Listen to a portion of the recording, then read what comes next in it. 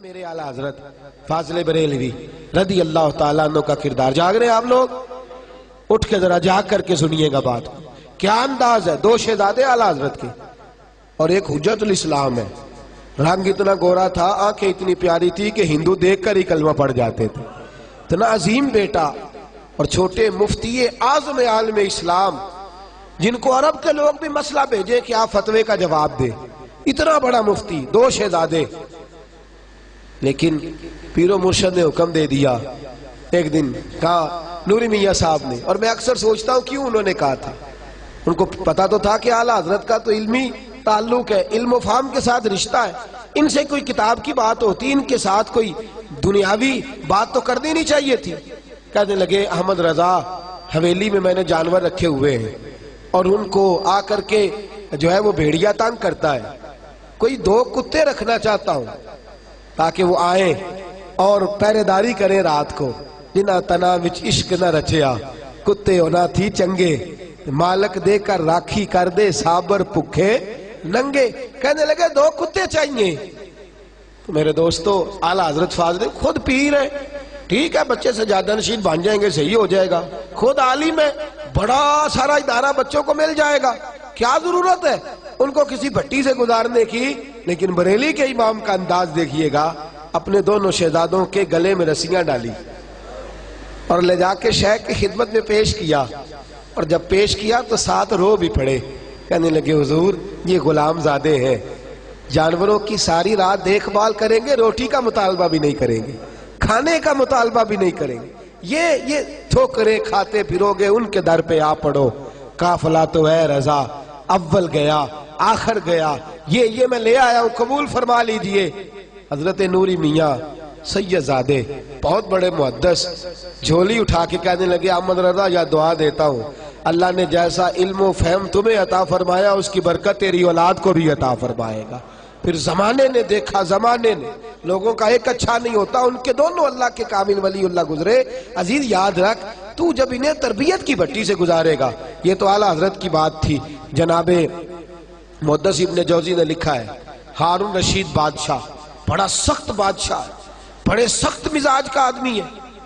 حضرت امام قصائی رحمت اللہ علیہ کے پاس گیا, کہنے لگا میرے بیٹے مامون رشید کو حدیث پڑھا دیں. امام صاحب کہنے لگے ٹھیک ہے پڑھا دوں گا. کہنے لگا گھر آ کے پڑھانی پڑے گی آپ کو. آپ فرمانے لگے میں نبی پاک کی حدیث کو, حضور کے علم کو رسوا نہیں کر سکتا. جس نے پڑھ دیا میرے پاس آ کے پڑھے. جس نے پڑھ دیا میرے, بولیے نہیں جواب دے, جس نے پڑھ دیا کدھر پڑھے, سارے بولیے. تو وہ جو آپ نے قاری صاحب رکھے ہوئے ہیں 1000 روپے ٹیوشن پہ, آپ دیتے ہیں ٹیوشن, اسکول کی ٹیوشن بھی آپ دیتے ہیں, لیکن اس کو چھوڑ کے آتا ہے موٹر سائیکل پہ. اور قاری صاحب بیچارے سائیکل لے کے دروازے پہ کھڑے ہیں, جناب دروازہ کھول دے. پڑا اوہو تو انٹو دسنا یاد نہیں رہا, بچے دے ٹور گئے نان کے پھر آوے آجے. وہ غریب آدمی ہے, سویرے پھر آ جاتا ہے, کوئی عرض نہیں. کیا ہم دینی علم کو عزت دے رہے ہیں کہ رسوا کر رہے ہیں؟ کیا ہمارا حال ہے؟ کوئی فائل نہیں چیک کرتے ہم مدرسے کی کہ اس کو کلمے یاد ہوئے کہ نہیں, اسے دعائے قنوت آئی کہ نہیں, نماز جنازہ آیا کہ نہیں. کیمسٹری پڑھے گا قبر پہ بیٹھ کے بچہ, فزکس کی تلاوت کرے گا, الجبرا کے مسئلے حل کرے گا قبر پہ بیٹھ کے؟ نہ, یہ علم ضرور پڑھا, کوئی اختلاف نہیں کرتا, لیکن انہیں وہ والا علم پڑھا کہ تیری قبر پہ بیٹھ کے یہ بسم اللہ پڑھے تو اللہ تیری قبر کو روشن فرما دے. ہارون رشید اس مسئلے کو سمجھ گیا. کہنے لگا امام قصائی سے بچے کو گھر آ کے پڑھا دیں. فرمانے لگے نا, جہاں سارے پڑھتے ہیں وہاں آ کے پڑھے, میں تیار ہوں. کہنے لگا حضور وہیں آ جائے گا, لیکن اس لیے اور بھی پڑھنا ہوتا ہے, جب آئے تو سبق پہلے اس کا سن لے, اور سبق سن کے نیا دے کے چھٹی کر دے. آپ فرمانے لگے یہ بھی نہیں ہوگا, جو پہلے آئے گا سبق بھی اس کا پہلے ہی سنا جائے. یہ لفظ کہے امام قصائی. کہنے لگے حضور ٹھیک ہے آپ پڑھا دے میرے بیٹے کو, میں تیار ہوں. یہ لفظ کہے امام صاحب کی بارگاہ سے واپس آئے تو بچے کو کہنے لگے بیٹے میں نے تیرے استاد کو آزمانے کے لیے یہ لفظ کہے ہیں, صرف آزمانے کے لیے. اپنے استاد کی خودداری تو نے دیکھ لی ہے, وہ خوددار ہے تو تجھے خدمت گزار ہونا چاہیے. وہ خوددار ہے تو تجھے دیکھنا استاد کی خدمت میں کمی نہ آئے, شیخ کی نوکری میں کمی نہ آئے. اللہ اکبر. ہارون رشید ایک دن گزر رہے اور امام قصائی مسجد کے باہر وضو کر رہے, اور ہارون رشید کا شہزادہ बादशाह वक्त का बेटा लोटे के अंदर पानी पकड़ा है, उनके पैर धुला रहा है। लोटे में पानी पकड़ा है, अपने उस्ताद के, बोलिए अपने उस्ताद के पैर धुला रहा है। हारून रशीद घोड़े से नीचे उतरे और इमाम कुसाई रहमतुल्लाह ताला अलैह अपने हाथों के साथ पैर धो रहे, वुजू कर रहे हैं। उतरा नीचे, दुर्रा हाथ में था, जोर से बेटे की पुश्त पे दुर्रा मारा, इसलिए कि तू चौधरियों का बच्चा है और मौलवी की खिदमत कर रहा है, इसलिए कि तू इतने बड़े घराने का और यहां बैठा हुआ इसलिए मारा? नहीं, दुर्रा मारा। शहजादा धड़ाम से गिरा। अब्बा जी क्या हुआ? फरमाया शर्म नहीं आती? तुझे उस्ताद की खिदमत का तरीका नहीं आता?